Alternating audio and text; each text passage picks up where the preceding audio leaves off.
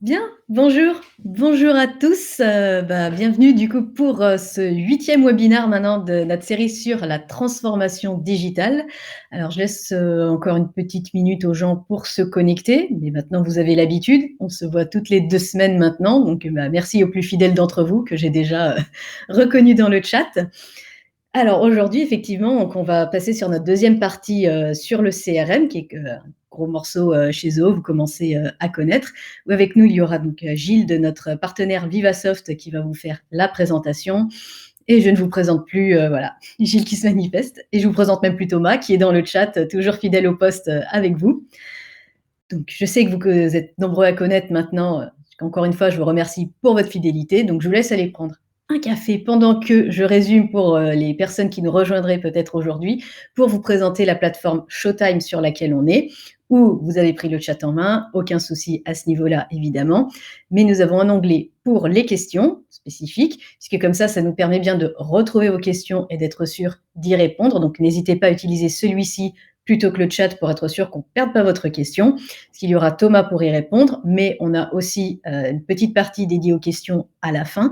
Et donc ça nous permettra évidemment de les retrouver et en faire participer, bénéficier pardon, le plus grand nombre. Donc voilà, c'est toujours utile d'utiliser cet onglet. Et en dessous du chat, vous avez l'onglet Documents où vous pouvez d'ores et déjà télécharger la présentation.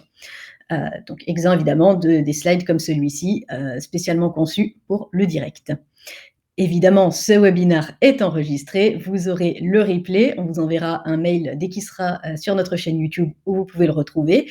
Et dans cet email, on mettra aussi la présentation. Si jamais vous n'avez pas pensé à la télécharger là, ne vous inquiétez pas, vous vous êtes inscrit, donc vous aurez la présentation. Aucun souci à ce niveau-là, vous commencez à connaître. Et vous connaissez maintenant aussi avec cette slide Zoho One, puisqu'à chaque fois, on est amené à parler de ça, puisqu'on est en train de voir comment vous pouvez porter votre activité dans le cloud, une étape à la fois, comme on l'a toujours dit, et comment il ne s'agit pas simplement d'un patchwork d'applications, mais comme elles sont toutes connectées, à chaque étape, comment effectivement une application peut être reliée à une autre, etc. Donc on a déjà fait toute notre partie sur le marketing, le multicanal, et on a commencé à voir le CRM la semaine dernière. Thomas a bien dégrossi. Et on passe évidemment à la deuxième partie. C'est effectivement histoire de faire une synthèse avec tout ce qu'on a déjà vu que je me permets encore ces quelques mots d'introduction. Si vous vous rappelez notre tunnel de vente qu'on a vu depuis le début, histoire de se rappeler quand même d'où on part et où on va, puisque je sais qu'on trace beaucoup d'informations. Donc c'est histoire voilà, de se faire un petit récap, puisqu'on est quand même à la fin de notre deuxième partie de cette transformation digitale, donc sur tout ce qui est relations clients. Donc on a vu que le marketing, c'était là justement pour mettre en place votre image de marque, attirer des prospects notamment, et avec lesquels on va finalement échanger. Donc vous voyez, on réduit déjà un petit peu, on qualifie un peu plus les personnes. Enfin, savoir que prospect, mais aussi votre client, il faut nourrir la relation avec le client également. Donc du marketing, on passe effectivement au service commercial, où on a justement ce logiciel de gestion de clientèle, le CRM, qui vous aide beaucoup à optimiser ça. Et si on est vraiment dans le cœur de la transformation digitale, c'est là où justement tous ces outils numériques vont vous aider plutôt que vous freiner justement, parce que c'est souvent un frein en se disant je ne sais pas toucher à ça. Mais on va voir, et Gilles va bien justement prendre la parole pour ça, pour vous montrer finalement comment l'automatisation va vous aider. Puisque si vous faites normalement voilà, de la gestion de clientèle, etc., vous avez un processus que vous suivez. C'est rare que ce soit la bérésina dès que vous avez un client, vous ne savez pas comment faire. Vous avez en général des étapes que vous suivez pour bien avoir cette relation avec le client, pour pouvoir conclure la vente, etc. Et bien tout ça, on va voir comment effectivement avec la digitalisation, vous allez pouvoir automatiser beaucoup de tâches et libérer du temps de vos commerciaux justement, puisque c'est la machine qui va faire les tâches rébarbatives, qui en plus va vous aider à ne pas faire d'oubli et à ne pas commettre d'erreurs. À ce stade, vous savez évidemment que j'adore à chaque fois prendre la température, puisque la dernière fois, vous étiez déjà nombreux à utiliser Zoho CRM. Donc je me permets, un petit sondage, hein, vous commencez à me connaître aussi, pour savoir si vous avez déjà créé des règles et automatisations puisque vous utilisez Zoho CRM et pour voir si effectivement vous allez en apprendre avec ce webinaire. Donc voilà, je vous laisse, répondre et je pense qu'on fait bien de faire ce webinaire effectivement puisque voilà, pour donner une petite idée des réponses, la moitié, vous êtes très peu à utiliser les règles et automatisations. Vous êtes quelques-uns à y songer et sinon vous êtes quand même un bon tiers à n'utiliser que les fonctions de base. Donc ça me conforte dans cette idée du webinaire où on va voir vraiment tout ce qu'est cette automatisation, comment vous allez pouvoir mettre en place justement des règles et les automatisations qui vont avec. Alors, je vais partager les résultats du sondage et dans le même temps, je vais passer la parole à Gilles.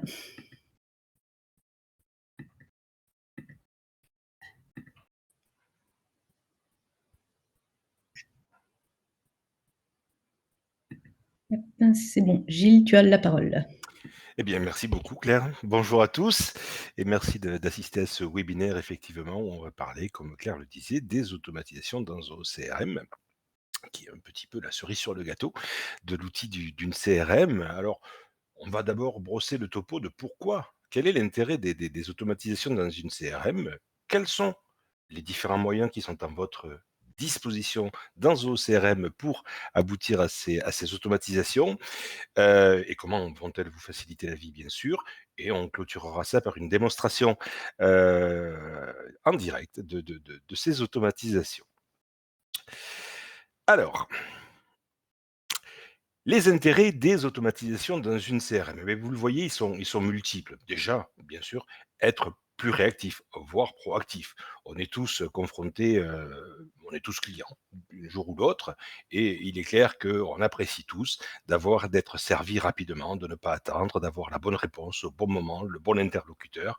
Et les automatisations vont vous permettre, vous en tant qu'entreprise, d'être plus réactif, voire proactif. On aura l'occasion de le voir. Également, éviter des erreurs d'appréciation. Effectivement, parfois, il y a des décisions à prendre dans des entreprises qui ne peuvent être prises que par une certaine personne, et auquel cas, bon, ben, on va pouvoir, limiter certaines décisions, pour éviter justement ces erreurs d'appréciation. Également, diriger la bonne information vers la bonne personne. J'en parlais il y a quelques secondes. Heu Avoir une information, c'est bien. Si elle ne vous est pas destinée, là aussi, ben, on perd un peu le bénéfice de tout ça. C'est-à-dire qu'effectivement, le client va attendre, donc son expérience sera moins satisfaisante que s'il avait été dirigé directement vers la bonne personne. Et les automatisations vont nous permettre justement de réaliser cela. Également, respecter les process d'entreprise. Typiquement, effectivement, il y a des méthodes qui sont mises en place dans des entreprises pour traiter une affaire, une opportunité d'affaires, pour traiter un lead quand il arrive, que sais-je encore. Mais là aussi, pour éviter, des erreurs, pour éviter ou pour éviter de faire des tâches répétitives, on va pouvoir modéliser ces process pour, là aussi, gagner en efficacité, entre autres. Mais également pour piloter l'entreprise. L'intérêt de cette automatisation, il est là aussi pour les managers parce que, heu, tout manager a besoin de chiffres, a besoin de tableaux de bord pour pouvoir piloter son entreprise. Mais grâce aux automatisations, il va pouvoir en disposer quand bon lui semble pour pouvoir prendre les bonnes décisions au bon moment. Voilà. Alors, pourquoi me direz-vous tout ça? Mais bien sûr, dans un souci d'efficacité de manière globale, on le voit sur ce petit schéma. Tout d'abord, vis-à-vis de la satisfaction client, c'est d'abord le but d'une CRM, que ce client soit satisfait, mais également pour la sérénité des utilisateurs, parce que ben, ils n'auront pas à s'inquiéter de savoir est-ce qu'ils ont bien fait telle ou telle tâche, est-ce qu'ils ont pensé à envoyer la bonne information à leur manager, que sais-je encore. Mais également, efficacité par rapport à la confiance des dirigeants parce qu'ils savent que leur process est en place, parce qu'ils savent qu'ils ont les bons chiffres au bon moment. Donc tout ça, vous voyez, ces automatisations vont nous permettre d'être plus efficaces, d'être plus efficients et plus rapides aussi dans tous ces domaines-là. Alors, par quels moyens? Ça, c'est le deuxième thème dans OCRM. Alors, il y en a plusieurs. On va en voir 5 cet après-midi. Tout d'abord, les workflows. Les workflows, ce sont des automates, tout simplement. On pourrait résumer ça par un automate. Alors, vous voyez 3 points sur la partie gauche, un déclencheur de conditions, 3 actions. Ben, c'est les étapes successives qu'il faut mettre en place pour réaliser ces automates. Qu'est-ce que ça veut dire? Tout d'abord, un déclencheur. Un déclencheur, c'est quoi? Ça va être une action. Par exemple, on vient de signer une nouvelle affaire. Ou alors, on atteint la date d'anniversaire d'un contrat. Ou alors c'est l'anniversaire du client, pourquoi pas. Les conditions, beh, par exemple, ça peut être, uniquement les clients d'Amérique du Nord ou bien uniquement les, prospects pour lesquels, j'ai, déjà eu, une conversation ou j'ai déjà eu une activité avec lui. Bref, on va fixer des conditions pour ne pas déclencher cet automate pour n'importe qui, n'importe quand. Et ensuite, bien sûr, les actions. Que va faire cet automate? Alors, on peut faire plusieurs choses. Je vous ai listé quelques actions dans ce slide. Toutefois, il y en a d'autres. Mais les plus, courants sont, indiqués ici. Mais tout d'abord, une création de tâches. Typiquement, on a signé une nouvelle affaire. À ce moment-là, on va créer une tâche pour, la personne qui est en charge de l'administration des ventes pour qu'elle constitue le dossier. C'est un exemple. Ça peut également être une action d'envoi de mail, typiquement pour remercier un client. C'est un exemple, là aussi, on pourrait en faire, d'autres. Mais également de modification de champ. On va passer un prospect en client, typiquement là aussi. Donc vous voyez, grâce à heu, ces 3 paramètres, on va pouvoir automatiser un certain nombre d'actions, dans la CRM. Alors et ça, quels que soient les modules, que ce soit sur les leads, que ce soit sur les comptes ou les contacts, que ce soit sur les opportunités d'affaires et j'en passe. Ça, c'était donc le premier mode d'automatisation que l'on va retrouver dans ZooCRM. Le second mode, ça va être les processus d'approbation pour justement éviter les erreurs d'appréciation. Je vais vous donner un exemple où, par exemple, vous faites le commerce des diamants. Bon, et un de vos clients vous demande de lui envoyer un échantillon. Chouette, me direz-vous. Oui, mais non, quand même pas. Peut-être que le chargé d'affaires que vous avez au téléphone n'a pas, le droit, et j'espère en tout cas qu'il n'aura pas forcément le droit, de vous envoyer un diamant, directement comme ça. Il va falloir quand même qu'il en réfère peut-être à son responsable, histoire qu'il vérifie quand même que vous êtes, vous, prospect, une personne sérieuse, que vous êtes en bonne santé financière, que le potentiel bref, il va faire son boulot entre guillemets de manager. Donc, on va pouvoir mettre en place ces processus d'approbation pour ne pas faire n'importe quoi. Alors, là aussi, ça va se baser sur tout d'abord des conditions. Par exemple, la condition, ça pourrait être le lead ou le demande un échantillon. Qui approuve? On va ici citer soit le manager, soit alors on va parler de profil, c'est-à-dire un profil de manager, oui, ça peut être plusieurs managers qui répondent à ces critères-là. Et ensuite, quelles sont les actions que je vais faire une fois que ça aura été approuvé, sachant qu'on peut également révoquer, c'est-à-dire désapprouver cette demande. On va pouvoir, vous le voyez sur la partie droite, soit créer des tâches, soit envoyer des emails, mais là aussi c'est pareil, je ne vous ai pas tout listé, c'est typiquement les principales actions que l'on met en place en principe dans les processus d'approbation. Donc ça, c'était la deuxième méthode pour réaliser des automatisations dans ZooCRM. La troisième méthode, ce sont les règles d'attribution, diriger les informations vers la bonne personne. Euh, Elles peuvent être multiples, ces règles d'attribution. Elles peuvent être basées, le premier exemple que je vous donnerai, ce serait sur un critère de langue. Par exemple, une personne qui parle allemand, un client qui est allemand, on va le diriger vers la personne commerciale qui parle allemand, bien évidemment. Ça, c'est la première des choses. Il peut y avoir également des notions de territorialité, on pourrait s'en servir également pour ça, mais typiquement la personne qui s'occupe de la zone nord de la France, on va, automatiquement l'y affecter, on va y attribuer le lead, de telle manière à ce qu'elle puisse traiter. Donc vous voyez, c'est des conditions, c'est des critères assez simples. Premièrement, la condition, je vous en parlais un instant, et ensuite on vient déterminer qui traite. Et ça se fait ensuite de manière automatique en fonction donc des critères que nous aurons retenus dans les conditions. C'était donc les règles d'attribution. Le troisième moyen, c'est les blueprints qui permettent justement de respecter les process d'entreprise. Alors, ça fonctionne sur un principe d'étape transition. Vous avez un petit exemple sur la partie droite où vous voyez marqué affaire signée. Alors, ok, ça c'était l'étape. On a signé l'affaire. Maintenant, qu'est-ce qu'on doit faire? La transition me dit, il faut que tu récupères le cabis de cette société et on va également avertir la production. Vous l'avez compris, c'est de manière automatique, hein, on met ça en place justement pour que ça se fasse tout seul sans pour autant oublier quoi que ce soit.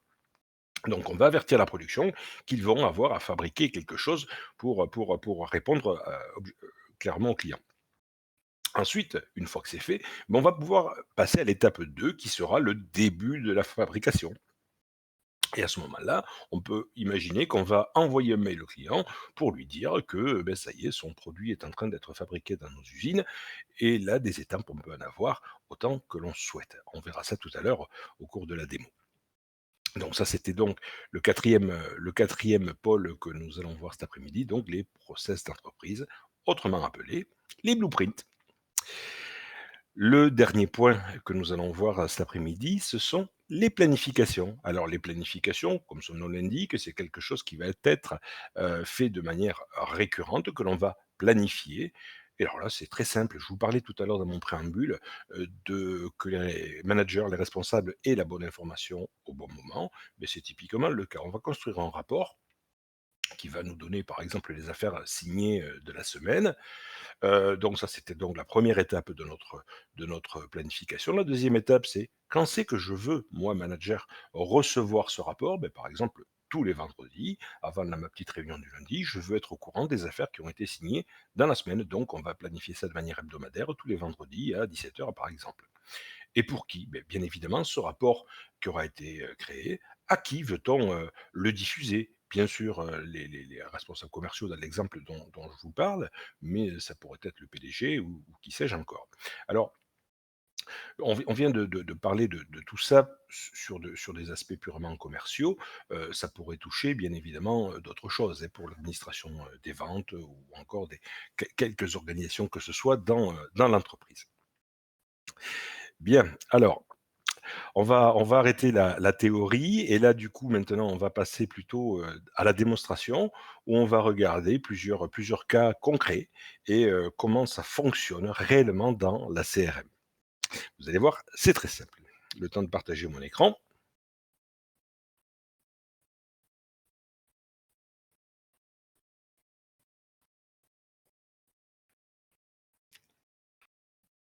Voilà. Alors, vous voyez désormais, un écran et là, ce que vous voyez actuellement, c'est, ce qu'on appelle, ni plus ni moins un formulaire web, un web form que vous avez sans doute croisé, au cours de votre vie. C'est typiquement le cas des formulaires que l'on trouve sur les sites internet pour les prises de contact. Là, par exemple, vous avez un formulaire qui vous invite à vous identifier, à savoir votre prénom, votre nom, votre société, votre numéro de téléphone et un email. Alors vous remarquerez qu'il y a certains, champs, avec une petite astérisque rouge, ce sont donc des champs obligatoires et il y en a un, email, où l'astérisque n'a pas été mise. Vous allez voir que ça a une certaine importance pour la suite de notre démonstration. Alors on va renseigner, on va créer directement un nouveau lead qui souhaite avoir des informations et qui souhaite qu'on le contacte. Alors le prénom, allez, Anthony, son nom Vidal, la société Vivasoft, le téléphone 05 05 05 05 05. Allez, et là pour le coup, je vais mettre un mail. Alors ne m'en veuillez pas, je vais mettre le mien pour vous montrer certaines choses tout à l'heure. Voilà, mon formulaire étant rempli, je vais pouvoir cliquer sur le bouton Contactez-moi et je vais avoir un petit message qui me dit que ma réponse est envoyée. Alors, là, on était sur un site internet bien loin de la CRM. Toutefois, bien évidemment, on a la possibilité de relier ces formulaires web à notre CRM. Alors on va aller maintenant dans la CRM et regarder un peu ce que j'ai prévu pour vous montrer la première partie qui concernait les workflows. Vous savez, ces petits automates dont je vous parlais tout à l'heure. Alors je m'en vais aller dans les paramétrages, vous montrer à quoi ça ressemble, ces petites choses-là. C'est vraiment pas du tout compliqué à comprendre. Ça s'appelle les règles de workflow et on va les regarder, celui qui nous intéresse pour cet après-midi, qui s'appelle création d'un lead via un formulaire. Alors quand je rentre dedans, vous voyez, on arrive sur une partie qui est purement graphique, où vous voyez, on a date et heure, condition 1, condition 2, et ainsi de suite. Je vais détailler cet écran parce qu'il me paraît intéressant. Tout à l'heure, je vous parlais qu'il y avait plusieurs paramètres à définir. Bien évidemment, le premier, c'était le déclencheur, souvenez-vous. Le déclencheur, c'est ce que vous voyez ici. Cette règle sera exécutée quand un lead sera créé. J'aurais pu choisir une date ou quand un champ sera modifié. Là, j'ai choisi quand un lead est créé. Ensuite, on va définir des conditions. Et là, ma condition, c'est que l'origine du lead soit un formulaire. Très bien. Et alors, qu'est-ce que je veux faire? Ça concerne les actions. Il y a 2 types d'actions, les actions instantanées et les actions planifiées. C'est la même chose, à part que les actions planifiées, vous l'aurez compris, peuvent être décalées dans le temps, et les actions instantanées se font directement quand la règle de déclenchement, quand le déclencheur est respecté, bien sûr, et que les conditions sont bien sûr respectées. Alors, qu'est-ce que j'ai décidé de lui faire en l'occurrence? J'ai demandé de créer une tâche. Je vais rentrer dans le principe. Vous voyez, j'ai demandé de créer une tâche qui dit, ben voilà, il y a un nouveau lead à contacter. Je vais lui donner son nom et son prénom. Je vais mettre un jour de plus par rapport à cette tâche pour ne pas surcharger la personne. Et voilà. Et ensuite, je peux bien sûr sélectionner des utilisateurs si je le souhaite. J'aurais pu, comme je vous le disais tout à l'heure, avoir tout un tas d'actions à ma disposition. On parlait des mises à jour de champs. Je vous avais donné également la notification de mail. On aurait pu mettre en place des balises, des tags sur mon lead parce que c'est une opération particulière, par exemple. J'aurais pu créer un enregistrement, convertir ce lead en prospect et avoir des appels également externes par rapport à la CRM, mais je ne vais pas rentrer dans ces détails-là cet après-midi. Ça, c'était la première condition. Donc, si je mets l'origine du lead des formulaires, hop, on crée une nouvelle tâche pour l'utilisateur qui est censé s'en occuper. Mais vous voyez, j'ai rajouté une deuxième action. C'est si l'email n'est pas vide, ben, à ce moment-là, je vais demander une notification par mail. Ben, tout simplement, j'ai créé un petit modèle de mail qui va remercier mon lead de cet inscrit. Vous connaissez ça, je suppose. Mais voilà, tout simplement, on va directement au lead. Je peux montrer ça si vous le souhaitez. Vous voyez directement à son adresse email que j'ai récupéré depuis le formulaire web. Je vais y envoyer un modèle de mail. On le verra quand je vais faire retourner tout ça. Donc voilà, vous voyez, c'est très graphique. C'est très simple à interpréter, c'est très simple également à mettre en place. On peut mettre pas mal de conditions, on peut mettre presque autant de critères de sélection que vous le souhaitez. C'est du bonheur à mettre en place. Et ça s'exécute tout seul. Alors, j'ai créé tout à l'heure un lead qui s'appelait Anthony Vidal. Mais si je regarde maintenant dans mes leads, je suis à peu près sûr que je retrouve, vous voyez, Anthony Vidal qui vient d'être créé. Si je rentre dans sa fiche, bien sûr, à ce moment-là, vous le voyez, j'ai une tâche qui a été automatiquement créée qui me dit nouveau lead à contacter Anthony Vidal.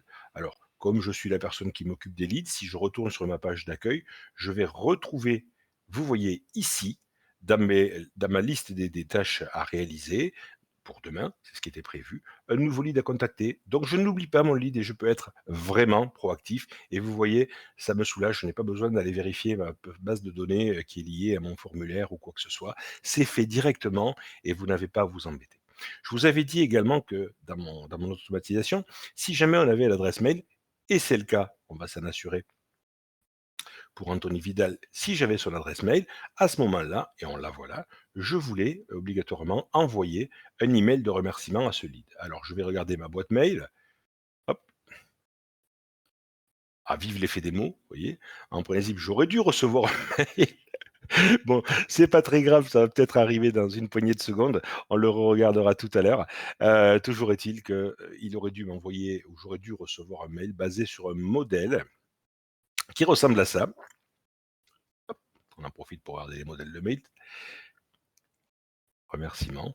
Vous voyez, j'ai un modèle qui est ici, que j'ai pré-paramétré, en marquant merci pour votre intérêt.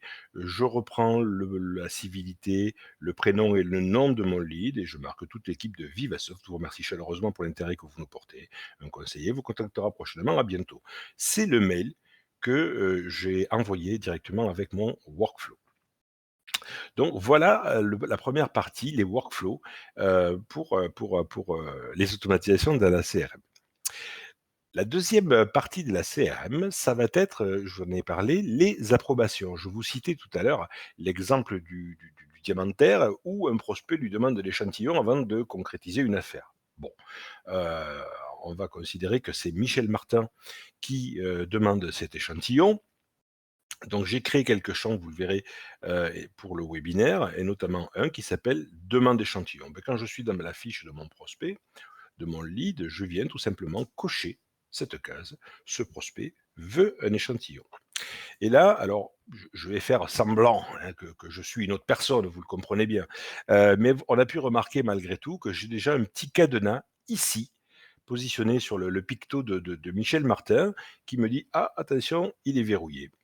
Et ce qui s'est passé, bien évidemment, c'est qu'un processus d'approbation, et on va le regarder de suite, a été envoyé au responsable. Alors, je suis à la fois l'utilisateur et le responsable au cours de la démo, mais bien sûr, il pourrait y avoir plusieurs personnes.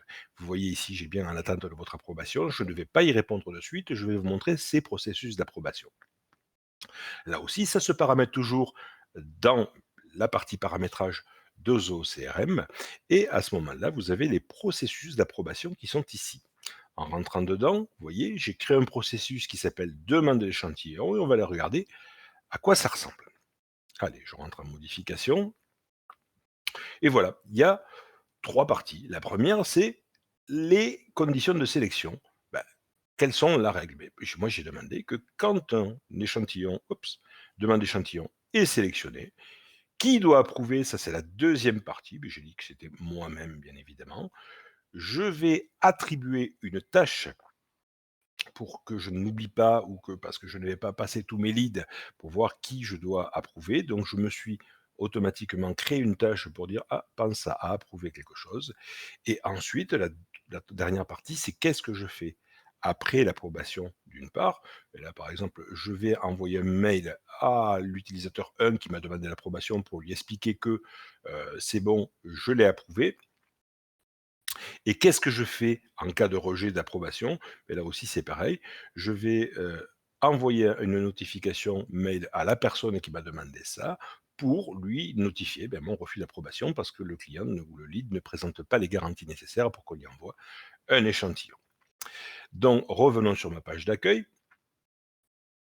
Vous voyez, j'ai bien la tâche qui m'a été créée pour Michel Martin en me demandant d'approuver ce lead. Alors, en tant que responsable, je vais prendre les informations sur Michel Martin, je rentre dans sa fiche, je fais mon taf de responsable et à partir de là, je vais vérifier ce qu'il faut.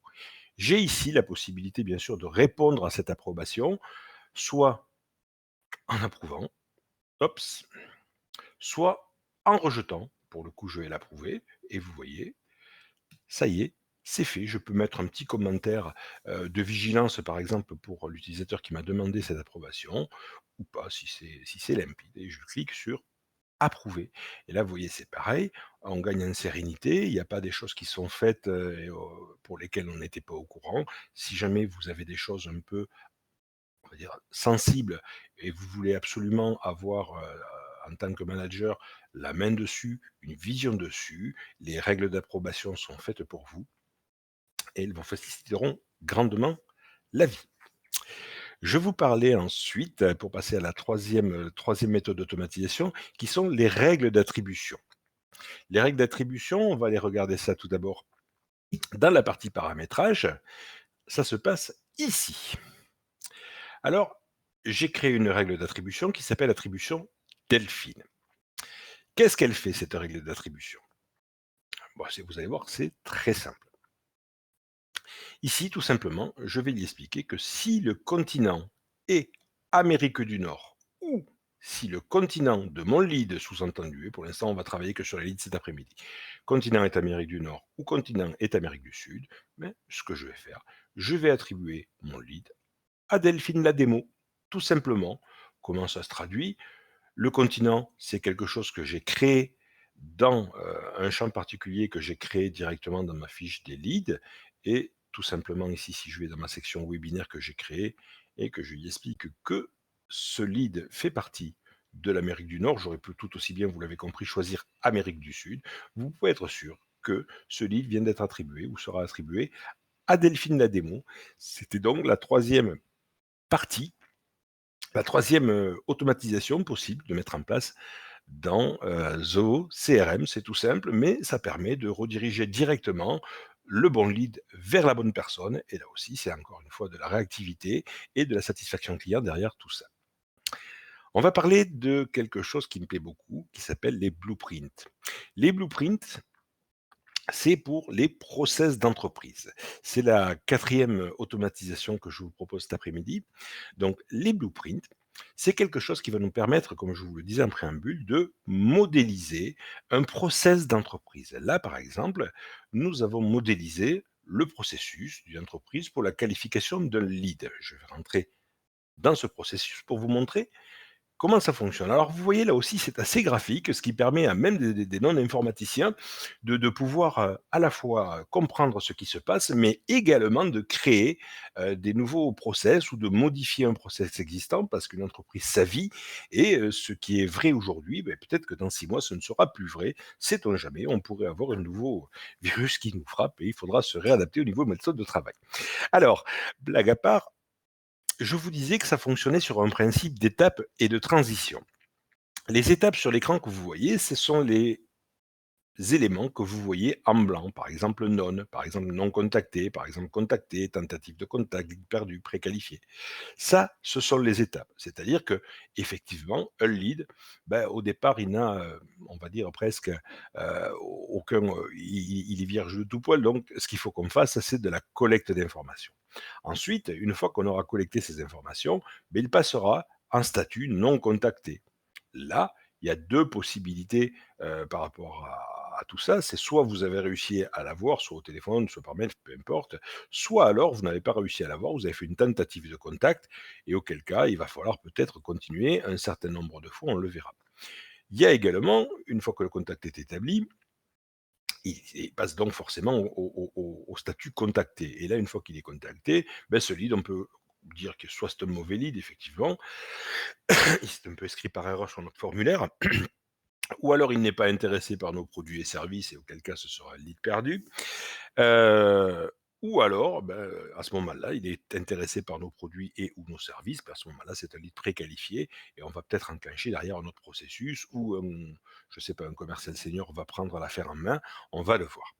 Alors, les étapes, c'est tout simple, hein, c'est une liste déroulante que l'on va avoir directement dans notre lead, dans notre, oui, formulaire de lead et on va s'attarder un peu plus sur les transitions. C'est dans les transitions que l'on va, définir ce que l'utilisateur doit faire ou doit, recueillir comme information. Donc on va commencer, on va en regarder quelques-unes, on les regardera peut-être pas toutes. Je vais vous montrer tout ça. Donc si je regarde l'étape collecte d'informations, on va regarder ce qui se passe pendant la transition. Mais pendant cette transition, vous voyez, j'ai mis un petit message d'information qui dit collecter les informations de base sur le lead avec lequel vous essayez d'établir une communication. À ce moment-là, l'utilisateur, il doit recueillir son email, son téléphone et sa ville. Une fois qu'il aura recueilli ces informations-là, mais automatiquement, ce lead qui était en état non va passer en statut non contacté, tout simplement. On va regarder, allez, la transition, pas de réponse. Là aussi, c'est pareil. Euh, Ce que j'ai demandé, j'ai dit, ben, une tâche vous a été assignée pour recontacter le même lead demain. Et effectivement, j'ai pu, dans ces processus, vous voyez, créer une tâche. Alors, je ne vais pas détailler ça, mais l'idée, c'est de voir comment on fait. C'est très simple. J'ai créé une nouvelle tâche pour dire ben, recontacter et j'ai donné son nom pour la société. J'ai donné le nom de la société. C'est aussi simple que ça. On va regarder par exemple maintenant début, je sais pas où, contact établi. À ce moment-là, voilà, ce que je fais, je dis ben, c'est très simple. Je viens afficher un résumé du lead. C'est moi qui construis tout ça et j'aurais pu marquer ce que je veux. Je marque ce que je souhaite.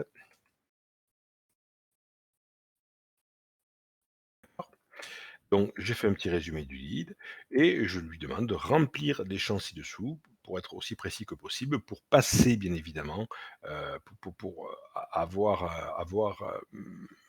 je dirais un historique de notre relation client le plus simple, le plus fluide et le plus complet possible pour les gens qui vont peut-être prendre la succession dans le suivi de ce lead après moi. Et là, pour le coup, j'ai demandé à ce que les notes, on appelle ça les remarques dans les fiches, soient obligatoires de telle manière à ce qu'on puisse être vraiment être précis dans dans notre relation client, dans le compte rendu que l'on va faire de la relation qu'on a eue avec le client.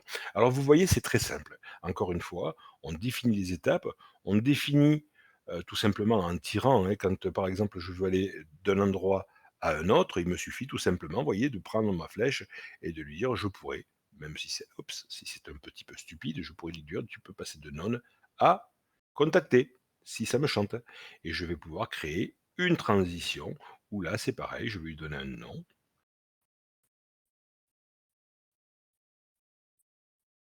et je vais pouvoir définir ce que l'on doit faire pendant la transition. Est-ce que je rends des notes obligatoires? Est-ce que je dois remplir certains champs?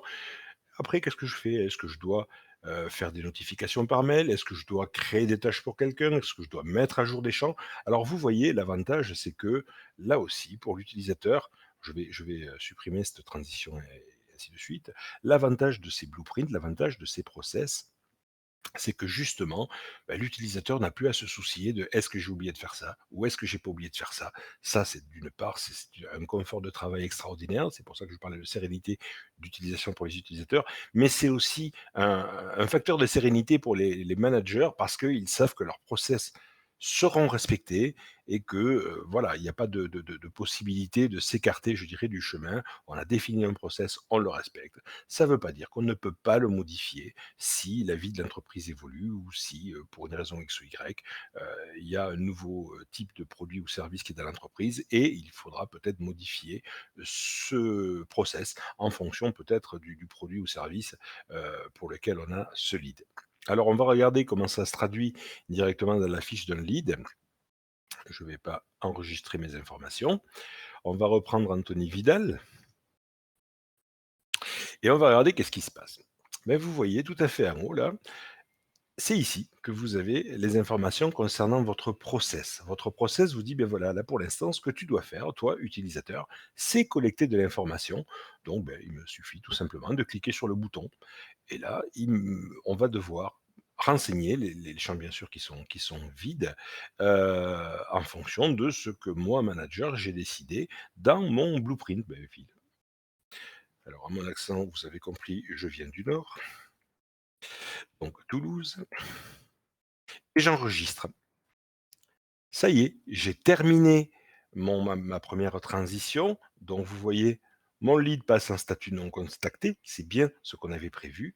Et là, il y a 2 possibilités. Soit j'ai réussi à l'avoir au téléphone, soit alors je n'ai pas eu de réponse. Allez, on va prendre le cas où je n'ai pas eu de réponse et qu'il m'explique qu'une tâche m'a été assignée pour le recontacter demain matin. C'est bien ce qu'on avait vu tout à l'heure quand je vous ai montré à quoi ça ressemblait.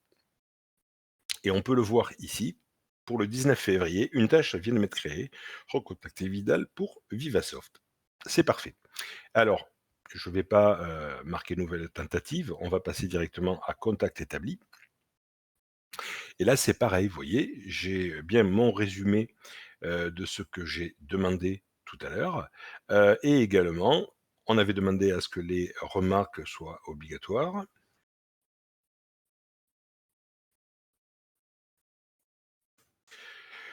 que le nombre d'employés soit obligatoirement renseigné, le chiffre d'affaires de mon lead soit renseigné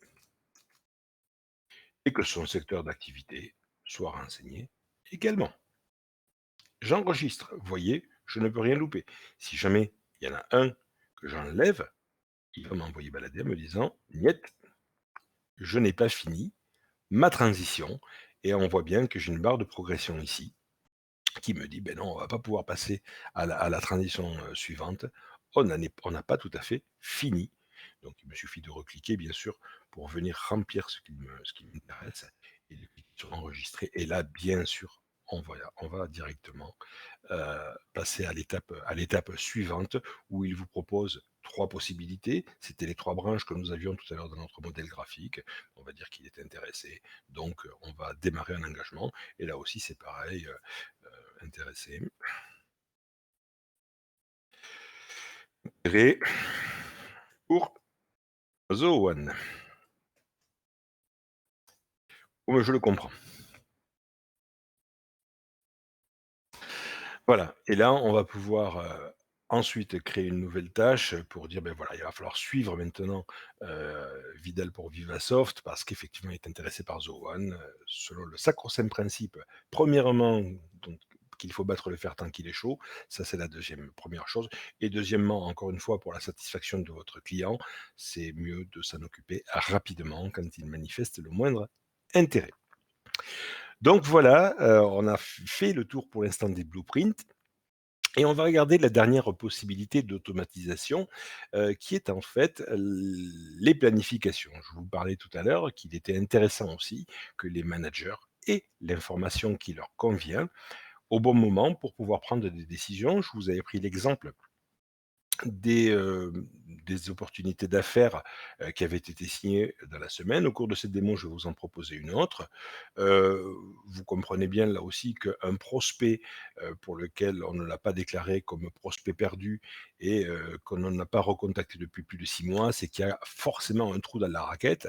Donc grâce justement à ces automatisations et notamment aux planifications, on va pouvoir, retresser cette raquette pour resserrer les mailles du filet et pour éviter ce genre de déconvenus. Alors, regardons comment ça se passe.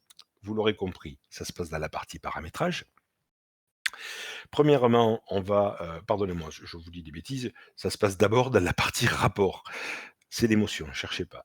J'ai créé un rapport qui s'appelle prospect sans activité depuis 6 mois. Alors, quand je le lance, ça me donne un certain nombre de prospects pour lesquels ben, je n'ai pas eu d'interaction avec eux, déclaré en tout cas dans la CRM depuis 6 mois. J'en ai un certain nombre qui est là. Alors, il est clair que je peux utiliser ce rapport comme bon me semble. Toutefois, pris dans le flot de mes activités, ce serait aussi bien qu'il m'arrive, ou du moins oui, qu'il m'arrive dans ma boîte mail directement tous les lundis ou tous les vendredis ou quand je le veux ou tous les jours si c'est ça qui m'intéresse. Alors comment ça se passe pour recevoir ça dans sa boîte mail? C'est là où interviennent les planifications et j'avais anticipé un peu tout à l'heure, on va bien sûr dans les paramétrages. J'y tiens. Les planifications dans les paramétrages, ce n'est absolument pas ça. Là où vous allez, c'est dans les rapports planifiés, pardon. Et ici, c'est là où je vais déclarer que je veux m'envoyer le rapport prospect sans activité depuis 6 mois. Quand je rentre dedans, ben voilà, j'ai quelques informations à déclarer, mais par exemple, sous quelle forme je le veux, est-ce que je le veux en PDF, est-ce que je le veux en Excel ou en CSV. Bon, une date de début, à partir de quand ça commence. Bon, on peut marquer une date de prochaine planification, bien sûr, mais surtout la récurrence qu'on va vouloir mettre en place. Mais par exemple, ce rapport, moi, je le veux tous les jours, ça ne s'arrêtera jamais, et je vais le recevoir, ou du moins, je vais l'envoyer au destinataire à sélectionner, ici, par email. Il me suffit de faire enregistrer pour recevoir tous les jours ce rapport que je vous ai montré tout à l'heure au format PDF directement dans ma boîte mail. Voilà, nous avons fait le tour des principales, automatisations à votre disposition dans, Zo, CRM. Il y en a d'autres dont je ne vous ai pas parlé, avec des fonctions avancées bien évidemment, mais sachez que déjà, rien qu'avec ce que je vous ai montré ici, vous avez, la possibilité de résoudre pas mal de cas dans les entreprises. Voilà, j'en ai, terminé. Vous, pouvez poser vos questions dans la petite, non, c'est de l'autre côté. Dans la petite rubrique questions sur la gauche de votre écran et je me ferai un plaisir d'y répondre, bien évidemment. Claire, si tu veux reprendre, la main, j'en ai terminé pour ma part. Tout à fait. On va revenir à la présentation pour, dernier slide. Ils ont été très, très sages, est-ce qu'on a peut-être quand même quelques questions? Non, mais des compliments. Super riche, très concis, bravo. Un orateur hors pair. C'est À vrai votre qu'on a service, eu messieurs, dames. on a eu quelques, questions. Ah, attends, il faut que je reprenne la main. Vous avez toujours mon voisin qui est toujours là avec nous aussi. C'est toujours magnifique à entendre, la mélodie parisienne. Alors, on va remettre, oui, le matériel. Alors, on avait eu des petites questions, si jamais ça peut intéresser tout le monde. Donc Thomas, il a déjà apporté des réponses aussi. Voyons voir. Oui, parce que quelqu'un ne trouvait pas les blueprints dans son Zoho standard. Donc la question, c'était: est-ce que c'est dispo dans une version supérieure? Donc, bah, pour répondre à la question, oui, c'est disponible à partir de l'édition professionnelle uniquement. Si ça veut bien reprendre ma diffusion. Mais quand vous avez l'offre The One, normalement, les blueprints sont disponibles également. Voyons voir encore une question déjà. Un numéro spécial blueprint serait intéressant, voire un focus sur chaque brique. Oui, on verra si Gilles se sent de nous faire un webinaire sur chaque module. Qu'est-ce que tu Mais en il dis? y a aucun souci pour ça, mais surtout, je sais que Claire, à la fin de cette présentation, vous laissera mes coordonnées. Vous n'hésitez surtout pas. Vous l'aurez compris, nous sommes prestataires de services autour des solutions Zoho et nous pourrons vous aider à construire ces choses-là. C'est un peu le cœur de notre métier. Tout à fait. On travaille avec nos partenaires, c'est pas pour rien, vous inquiétez pas, ils connaissent très, très bien leur métier. Vous avez vu avec la démo de Gilles, hein, c'est sans fausse note. On a Damien qui pose la question, pour la conversion de prospect en contact compte, enfin contact/compte, il existe une automatisation de type workflow ou blueprint? Oui, la réponse, c'est clairement oui. Vous pouvez effectivement convertir, via des automatisations, toujours sur le même principe, hein, en fonction d'un critère de déclenchement, en fonction de conditions, vous allez pouvoir convertir effectivement un lead en contact compte suivant si vous avez renseigné la société ou pas. Mais la réponse est oui. Et Merci Jean-Christophe, Jean-Christophe, non. qui nous fait un accent exceptionnel. Alors pour information, je n'ai pas entendu le vôtre, mais sachez que c'est pas moi qui ai un accent, c'est Claire. Il fallait l'attendre celle-là. Alors bon, en attendant, si jamais vous avez d'autres questions, voilà, n'hésitez pas, je vais juste aller ah bah voilà, Jean-Christophe, revient à la charge. Doit-on plutôt utiliser Marketing Hub ou plutôt Blueprint pour faire de l'automation de mails? Alors, je dirais que ça dépend. Ça dépend ce que vous voulez faire, ça dépend du niveau d'intégration que vous voulez faire. Hem, Si vous voulez faire du marketing automation, c'est quand même autre chose. À ce moment-là, oui, utilisez Campaign ou Marketing Hub.